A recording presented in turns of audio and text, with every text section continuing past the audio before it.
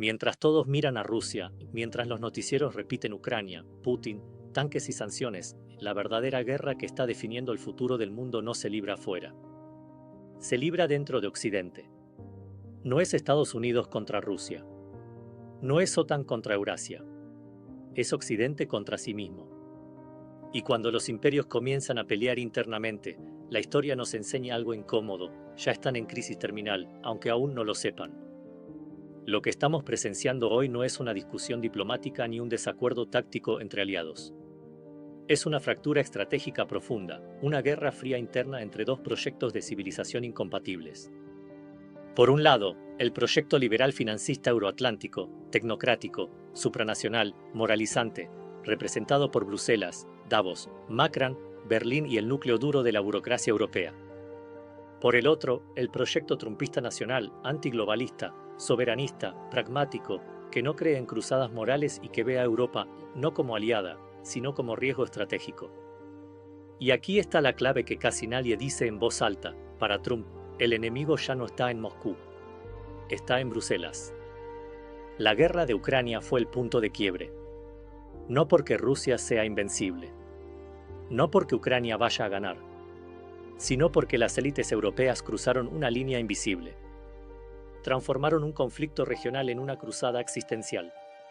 Cuando Europa empezó a hablar de guerra generacional, sacrificios históricos, economía de guerra y, peor aún, autonomía nuclear europea, Washington entendió algo muy claro: Europa perdió el control de su cálculo estratégico. Y para Estados Unidos, una Europa fuera de control es más peligrosa que Rusia.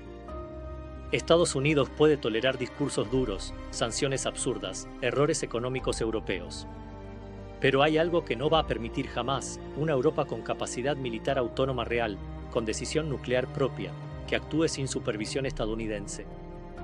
Eso rompería la jerarquía imperial. Por eso Trump redefine a las élites europeas no como socios incómodos, sino como oponentes internos. Cuando entiendes esto, muchas cosas empiezan a encajar. ¿Por qué aíslan a Orbán, persiguen al AfD en Alemania, criminalizan partidos soberanistas y censuran discursos antiguerra?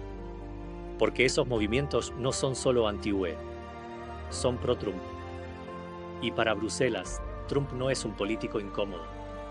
Es una amenaza existencial a su modelo de poder. Aquí aparece el fenómeno más peligroso. Las élites europeas no pueden admitir su fracaso. No pueden decir: nos equivocamos en Ucrania. Porque admitirlo implicaría asumir pérdidas millonarias, explicar inflación, recesión y deuda, enfrentar rebelión social y perder el poder. Entonces hacen lo único que saben hacer: moralizar el conflicto. Si es una guerra existencial, ya no hay costos que evaluar. Si es una cruzada moral, quien duda es traidor. Y así, Europa se encierra en una guerra que no puede ganar y que no sabe cómo terminar. Pero cuidado.